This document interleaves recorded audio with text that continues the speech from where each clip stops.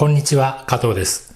今日の頑張らない毎日スケッチは、これ、紙テープを題材にしていこうと思います。皆さん、紙テープって書いたことありますでしょうか？紙テープに限らず、リボンなんかもそうなんですけど、一定の幅のもの、一定の幅のテープ状のもの、こういったものを、ちょっとくねくねと、こんな風に出したところを書いていこうと思います。はい。こんな感じの、くるくる回っているところ、難しいと思うんですけど、これを簡単スケッチ、頑張らない簡単スケッチでやっていきたいと思います。用意したものはいつもの道具立て、ユニの 6B と練りゴム、そしてクロッキー帳 SM です。原寸大くらいで書けるかな？この辺に書けるかな？この辺に。はい、入りきってますね。この辺に書いていこうと思います。どこから行きましょう。まず、この辺りに横倒しになった、円盤状の紙テープ。こんな風にありますと。斜め上から見てるんで、だいぶ潰れていますけど、ここからここまで。円柱形態書くときの注意点は他の動画でも何回か説明していますけれども、まずこの水平に、横幅は水平に。そして、楕円の上下左右が1対1、ちょうどね、まっすぐ真ん中に来るようにガイドラインを引いて、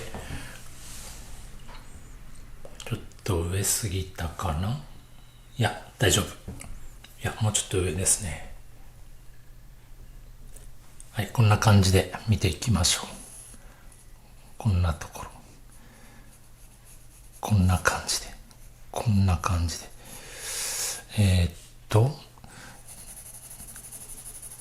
これが断面、高さ、厚みの分ですね。で、見えないけれども、この辺りが接地面、床に接しているところかな。こんな感じ。で、真ん中には穴が開いている。で、この真ん中の穴を描く際に、この中心に、この楕円の中心が来るのではないっていうことを覚えておいてください。例えばここにこんな風なガイドライン引いてみます。もしこれが正方形を上から見ている、正面から正方形を見ているとしたら、こんな風なガイドラインが引けるのかもしれない。こんな風な。その際に対角線を引くと中心が出ます。この正方形を斜め上から見た中心が出ます。つまり手前が長く後ろが短くなったこの辺りが中心なんですね。というわけで真ん中に開いているこの穴もここを中心とした左右対称のこういう穴に見えているっていうことなんですね。こっちが長く、こっちが短く見えている。ただ今私こうやって引いた台形のこのガイドラインがちょっとね、パースが強すぎた。実際はね、もうちょっとこういう正方形、直方体、長方形に近い感じ。こんなくらいだと思うんですね。斜めから見下ろしてる時のこの、もしね、ガイドラインがあるとしたらこの程度。そうやって考えると、この中心というのはそこまで後ろに行っていない。この辺り、この辺り。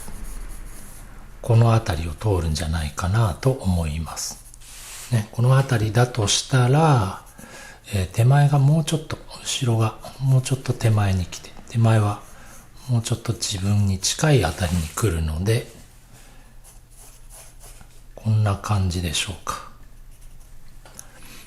ね、ここを中心に左右が同じになるように、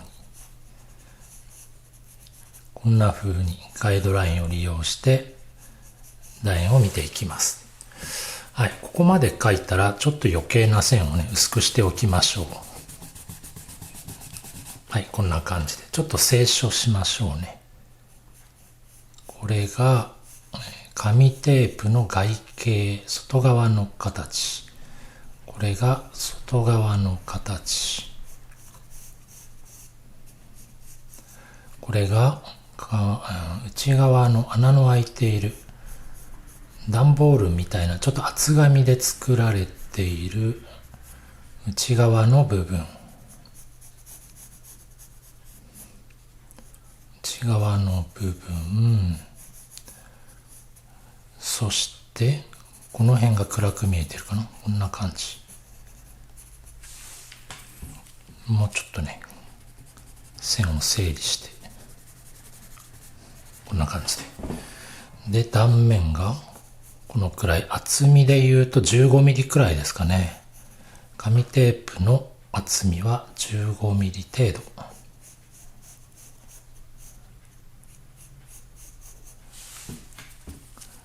で、暗く見えるのは、この辺もちょっと暗く見えますね、この辺ね。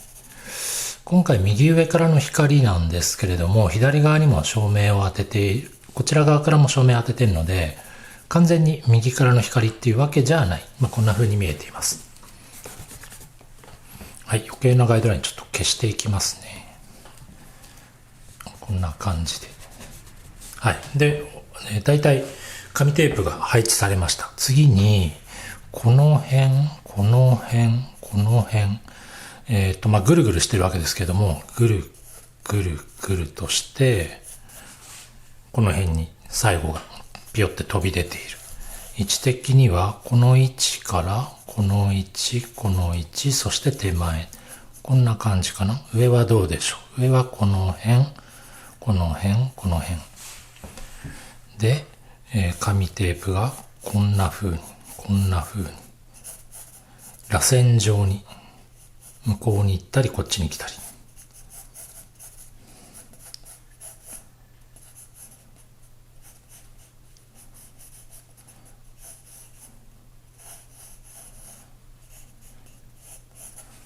こんな感じかな。はい、大体の位置書いてみましたけれども、ここからもうちょっと丁寧に見ていきましょう。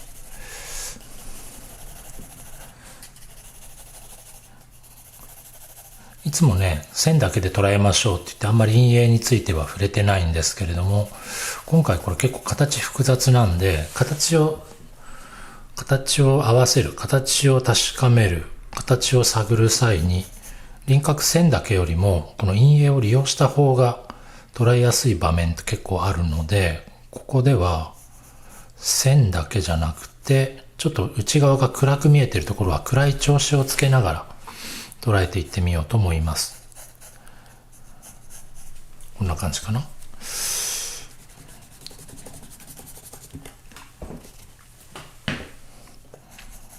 で、なるべく、輪郭線が強くならないように、なんて言うんでしょうね。鉛筆を寝かせた、こういう、ハーフトーン、明るいグレーっていうか、こんな、色のついた色面の形で、見ていこうと思います。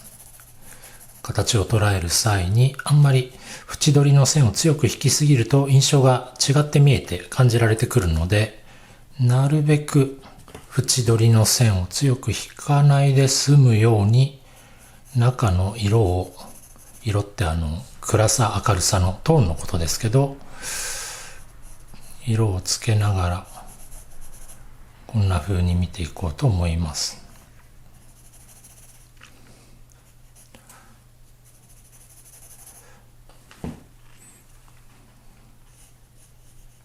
ここすごく複雑ですね。ここね。ここは一番、見応えがあるというか面白い書きどころなんですけど、書く人にとっては非常に難しいというか複雑なところ。ここ一番面白いですね。ここね。内側に入ってくる。書きどころ、見せ場のポイント。で、ここ影があって、本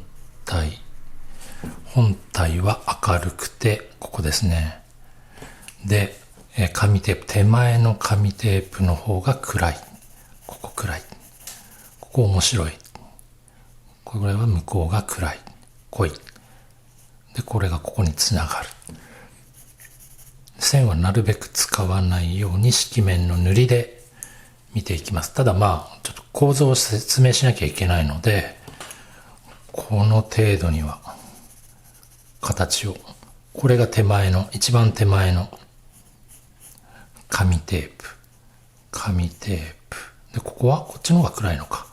紙テープの影が下の紙テープに映っている。ここね。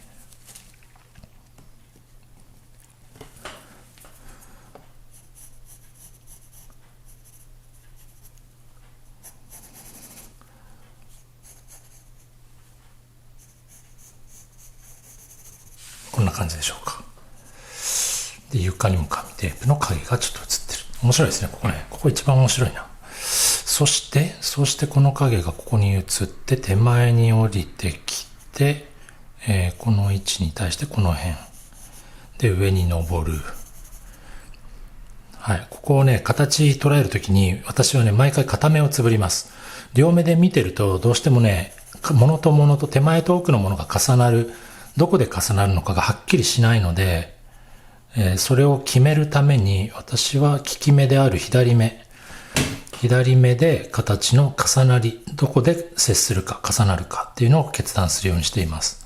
これ毎回右とか左ってことは多分ないと思うので、ないと思うっていうのは皆さんが使う利き目のことですね。利き目を毎回右にしたり左にしたり変えて形を捉えることほぼないと思うので、自分の利き目理解しておいてください。利き目の判別の仕方は、別の動画で上げていますので、よくね、遠くのものを見ながら手で指をさすとか輪っかを作るとか、そういった方法で判別できますから、自分の利き目はね、理解しておいてくださいね。はい。で、ここが床。接しているところで、この幅がこう同じ幅になるように来ているんですね。こんな感じで。で、ここはね、螺旋が手前から奥へ、手前から奥へ、角ができないようにこうカーブが移り変わっていく、切り替わっていくところなので、見えない裏側も、これ裏側ですね。これと相似形の形がここにも、ここにつながる。この幅のリボンが向こうから手前でまた向こうへってぐるぐる回っていく、そういう構造を理解しながらこの接地面を描いていきます。と言っても最初から言っている輪郭線をあんまり強く引かない方がリアリティ出るので、形を捉えたらちょっと輪郭線をね薄くしておきましょう。はい、こんな感じで、少しだけ影つけておきましょうね。下サイド暗く見えている。そしてどうなってんだ？上の形も一緒に見ていきましょうね。ここら辺か。この辺で、これがここへつながる。これがここへつながる。で、手前に来るこのカーブはこう来て、向こうからこう来て、このようにつながる。向こうからこう来て、手前につながる。今回このリボンというか紙テープを選んだ理由なんですけれども、やはりこの手前から奥へ、一定の幅の帯みたいなものがぐるぐる螺旋状に移動していく形っていうのがやっぱりうまく描けない人結構多いんですよね。どういう風にうまく描けないかっていうと、この見えなくなった先がここへつながる。よく私は鉛筆を2本利用して、こういう風にして説明するんですけど、テープのようなもの、リボンのようなものがぐるぐるしているときって、一定の幅のものが手前から奥へ、奥から手前へ来る。そういうのを表現するときに、こんな風に説明するんですね。というわけで、向こうから手前へ、手前から向こうへ行くこの螺旋を描く際に角ができないようにね、何度も確かめていきます。カーブがきれいにつながってくれるように。で、ここからここまで来ました。ここまで来ました。で、ここから先見ていきましょう。徐々にね、螺旋がでかくなってくる感じですかね。大きく見えてくる。こんな感じでつながって、向こうへからこんな感じでつながる感じかな。こんな感じ。で、最後手前に出てきて、ぐるっと出てきて、ただ、これね、私、画面を横に使ったせいか、手前の幅がもうほとんど残っていないんですね。ここちょっと厳しいかな、はみ出ちゃうかな、ちょっとはみ出ちゃう。こう来て、紙テープの先端が向こうへはみ出て終了。ここが接地面で向こうへ行く感じ。ここは中暗い。はい、少し整理します。線を整理して、あんまり輪郭線強くならないように、必要な線だけを抽出していきます。こんな感じ、こんな感じ。で、カーブの、この螺旋のカーブがやっぱ綺麗に見えてほしいので、何度も見直します。いい曲線になるように書き直します。いい曲線ができるまで何度も見直します。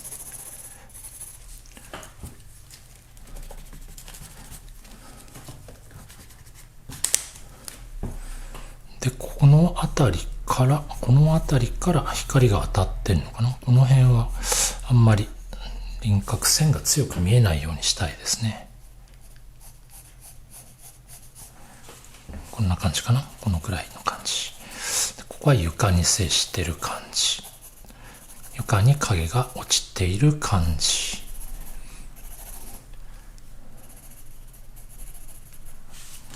さあ、こんな感じでどうでしょう。周りを少し整理しましょう。手の跡がね、描きながらどうしても手をついちゃうので、手の跡が邪魔をして、絵がね、汚く見えるので、整えていきます。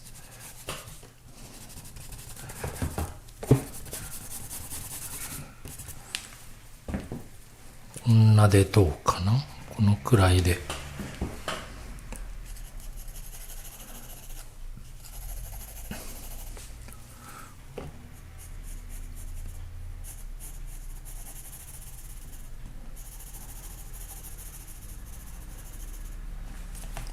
ここの角が尖って見えるな。ここの角はもうちょっと丸みが、幅があって、最後の最後にちょっと直線につながっていく。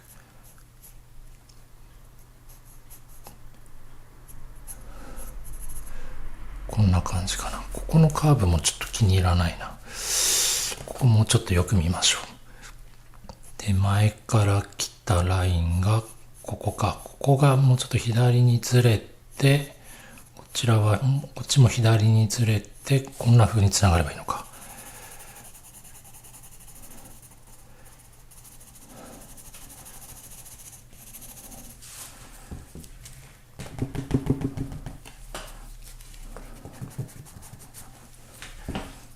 はい、幅が狭くなったので、この帯ですね。このテープの幅が狭くなったので、ちょっと広げます。